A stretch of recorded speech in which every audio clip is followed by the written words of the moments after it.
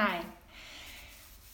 Okay, so today I want to talk about the question, who is restorative yoga for? Okay, spoiler alert, my answer is going to be everybody. So I was just on retreat, that's my dishwasher beeping. I was just on retreat in Spain, restorative yoga retreat teaching. And what I love about retreats are the kind of casual conversations that happen over dinner.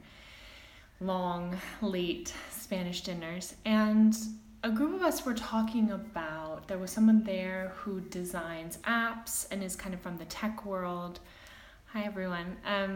And the question was, using that terminology, who is the target audience? Who is the ideal customer for restorative yoga? And I deeply believe in my heart that this work is valuable and transformative for anyone who is suffering from or living with millennial mind, a millennial mind. So that's a term which I've been using, I think I came up with, I'm not sure, but what I mean when I say millennial mind is that we are experiencing what it is to be human in an embodied form, but we're also in this era where we're bridging into the digital form, and we are bombarded with information and with consumption from our devices,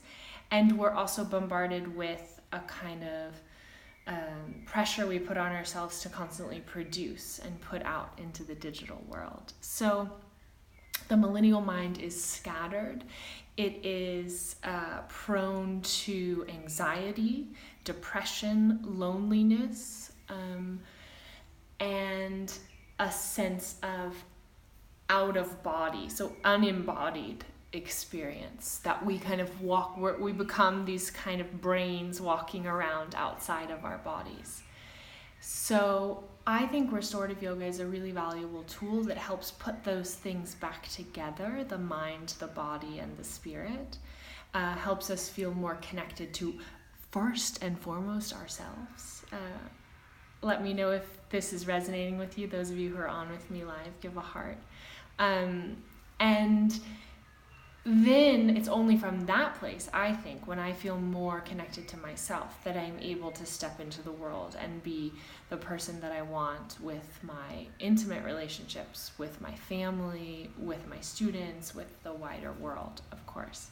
So there's this great story. I was doing these interviews for restorativyogateachers.com. Hi, Ari, my love. I was doing these interviews and talking to restorative yoga teachers around the world. I sat down and did 10 Skypes in one day.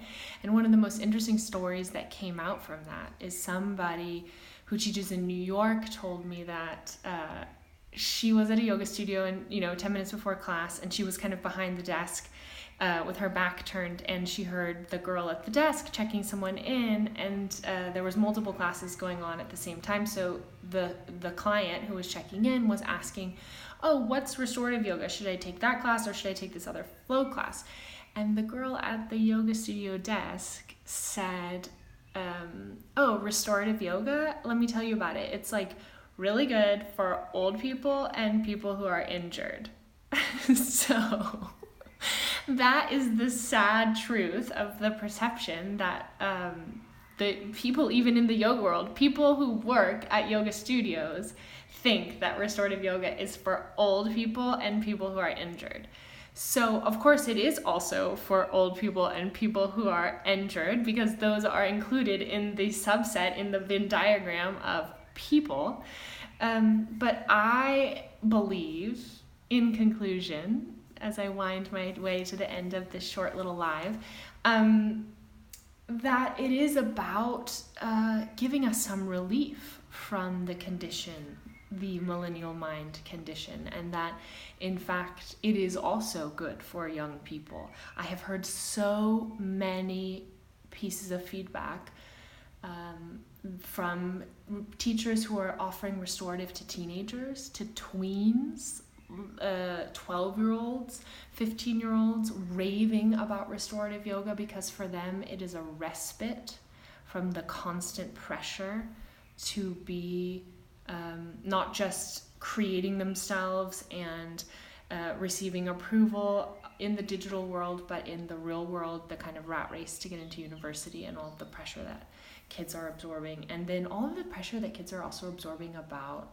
like the news, and all their parents are so freaked out about politics and about all of the stuff going on in the world, and kids are feeling that. So I am hoping to help be part of a restorative revolution, which is #restorative revolution, which is the idea of bringing this work, this idea that it is a human right to lie down and close your eyes and turn inward for 20 minutes a day, preferably with a bolster under your knees, but I'll take anything I can get, any way that your physical body can be comfortable, so that that physical comfort can drag your mind into the meditative state.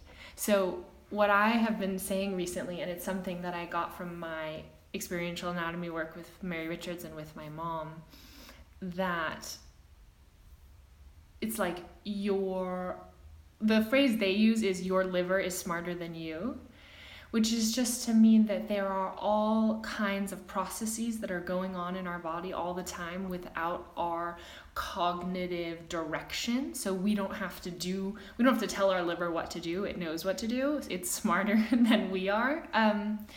And so I think of that in terms of relaxation. Your body knows how to relax. Your body is better at relaxing than you are, than the part of you that lives up here.